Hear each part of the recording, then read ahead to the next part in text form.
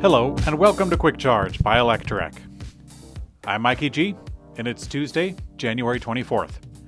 Tesla has officially announced its expected new battery and semi-factories in northern Nevada, along with a $3.6 billion investment to make it happen. It's not clear yet if these are simply additions to the existing site or new buildings. Earlier today, we reported on Nevada governor hinting at plans for Tesla's new factory, and Tesla indeed put up a blog post describing their progress. They write, quote, "We will be investing over $3.6 billion more to continue growing Gigafactory Nevada, adding 3,000 new team members and 2 new factories, a 100 gigawatt-hour 4680 cell factory with capacity to produce enough batteries for 2 million light-duty vehicles annually, as well as our first high-volume semi-factory." Tesla also showed a render of the planned site, and it appears to be in the same building complex.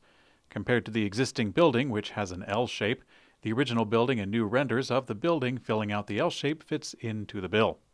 Previously, Electrek reported that Tesla was building a production line for a Tesla Semi in a new building nearby. So we're not sure if that's changing the plans, or if it will bring the production under the same roof, or maybe continuing with the new building. Perhaps both.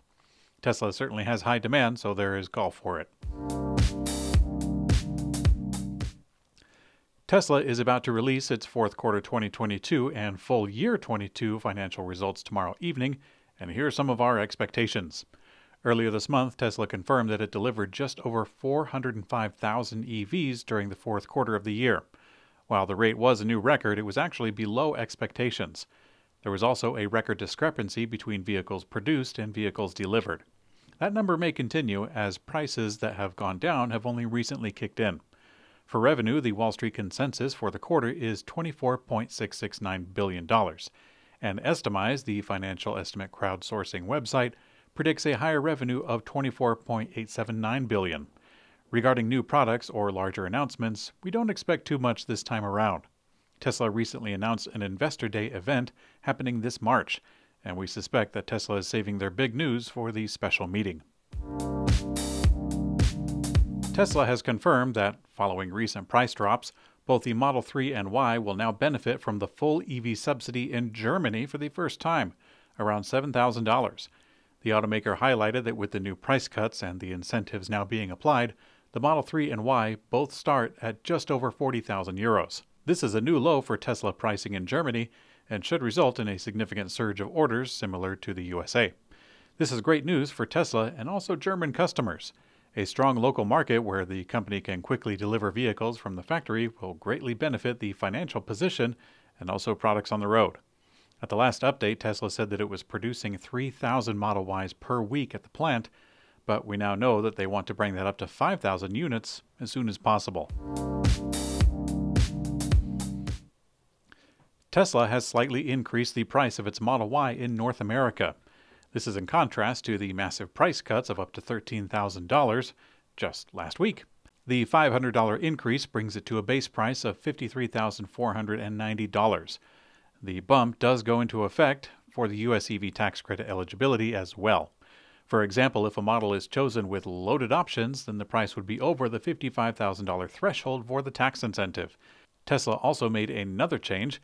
It now quotes the actual MSRP of the vehicle on their website instead of including the potential savings from gas and incentives. This is a great move for transparency, as I myself have been perplexed trying to shop for a car on Tesla's site and having multiple tabs open and forget to check off the fuel savings calculator.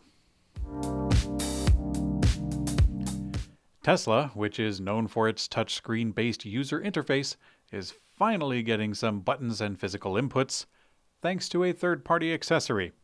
While many Tesla owners don't mind, it's actually been a recurring complaint for people who prefer physical buttons and knobs, especially for things like volume and climate control. Perhaps there isn't a big enough movement of complaints because Tesla hasn't moved 1 inch on providing any tactile interface for quite some years.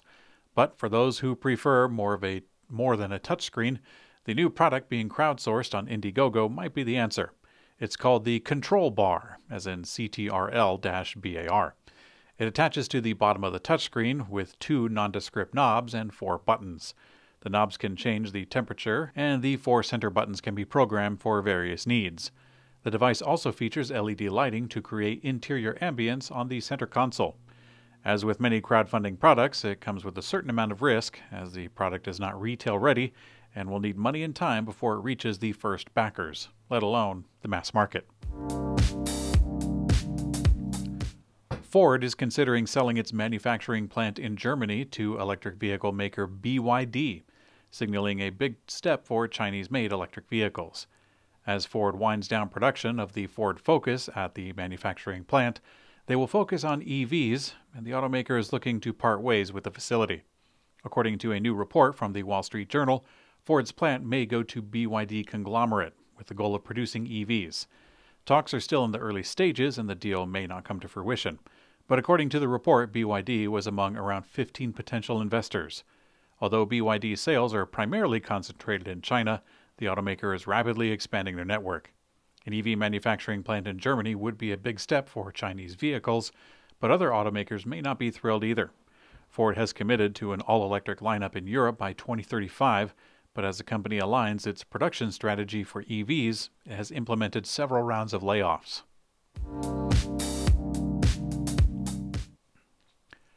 Honda is overhauling its business as it looks to spark growth and catch up with the rapidly expanding EV market.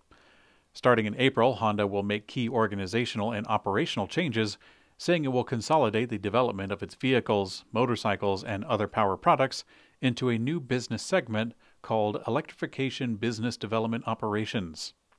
Honda ended the statement by saying that it's looking to, quote, transform itself through electrification, and also that they strive to become, quote, even more recognized as a company society wants to exist in the electrified era. Thus far, Honda has been skating by with a half-hearted EV attempt made with General Motors. It's called the Prologue, and its official debut is coming next year. Not long ago, solar EV company Aptera announced their Launch Edition vehicle, which was stated to only feature charging speeds of level 1 and 2. But after calls came in from their fan base, they have changed their plans. They now say, quote, we will be able to offer between 40 and 60 kilowatts of DC fast charging with our Launch Edition vehicles.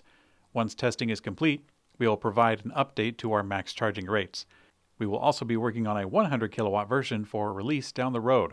Our DC fast charging system is designed to work with the supercharger network, so if Tesla agrees to open up their network to Aptera owners, your Launch Edition vehicle will be ready to go. In today's community comment found on YouTube, Martin Woods notes that a fellow EV channel called the Electrek Viking needs help. The Electrek Viking is a fellow in the EV news recap space and has been faithfully making content on the regular. They report that the Viking's wife has been diagnosed with stage 4 incurable colorectal cancer, and they have started a modest GoFundMe to cover the travel and medical expenses. I put a link in the description below if you'd like to donate. Thanks for watching Quick Charge by Electrek. I'm Mikey G, and I hope you have a great day.